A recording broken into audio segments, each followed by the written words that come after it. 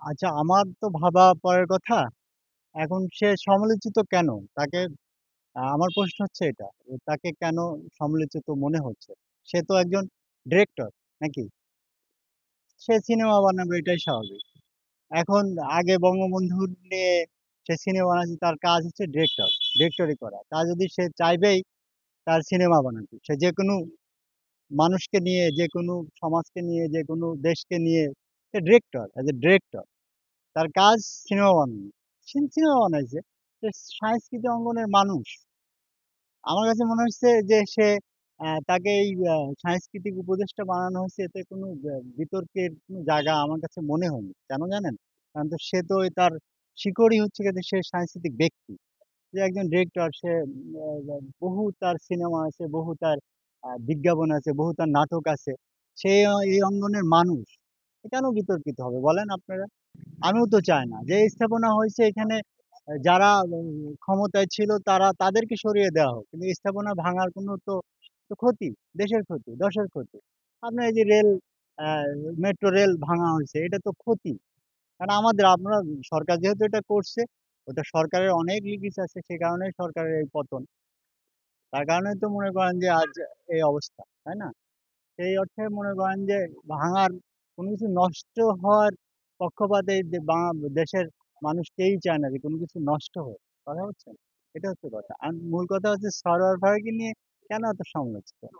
এইটা না, এইটা হচ্ছে ভুল ধারণা। আপনি দেখেন যে সাংস্কৃতিক ব্যক্তি যারা, যারা সাংস্কৃতিক অঙ্গনে, ঠিক আছে, এরা কোনো দল, বল, সবকিছুর ঊর্ধ্বে, ও সবকিছু ছাড়া, ও কখনো রাজনীতি করেনি। আমার জানা মতো কখনো রাজনীতি, একজনের সাথে সম্পর্ক থাকতেই পারে। সরোয়ার ফারুকীর সাথে মনে করেন যে সে যেহেতু একজন সাংস্কৃতিক অঙ্গনের মানুষ, যেহেতু ডিরেক্টর, কাজই এগুলা, তার সাথে সম্পর্ক থাকতেই পারে। এমনকি আমরা ধরতে পারি যে সুমি কায়সার একদম মনে হয়েছিল যে গোড়া আমিলি, তাই না? আর সরোয়ার ফারুকী হচ্ছে একজন ডিরেক্টর, আর সুমি কায়সার হচ্ছে কি, আর্টিস্ট। হ্যাঁ, সেও ডিরেক্টর, কিন্তু তার তার কাজের প্রয়োজনে সুমি কায়সারের সাথে তার সাক্ষাৎ থাকতেই পারে, প্রয়োজন।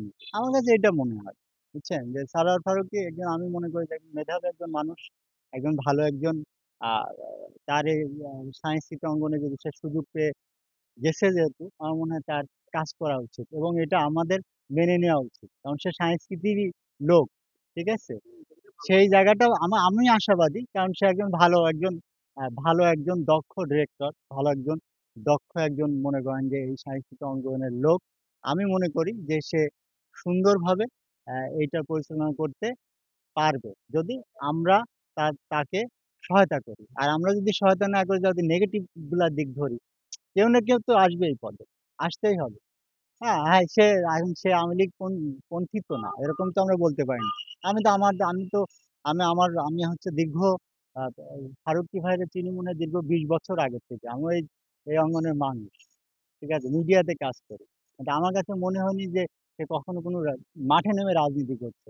রাজনৈতিক ব্যক্তিদের সাথে একজন সাংস্কৃতিক ব্যক্তিদের সম্পর্ক থাকতেই পারে, এর মানে এই না সে ওই দল করে। বিষয়টা কিন্তু এরকম না। বিষয়টা এরকম হতে পারে যে সাংস্কৃতিক অঙ্গনের লোক, তাকে উপদেষ্টা মণ্ডলীর সদস্য করা হয়েছে, তাকে নিয়ে কাজ করবে। এটা হচ্ছে মুখ্য বিষয়।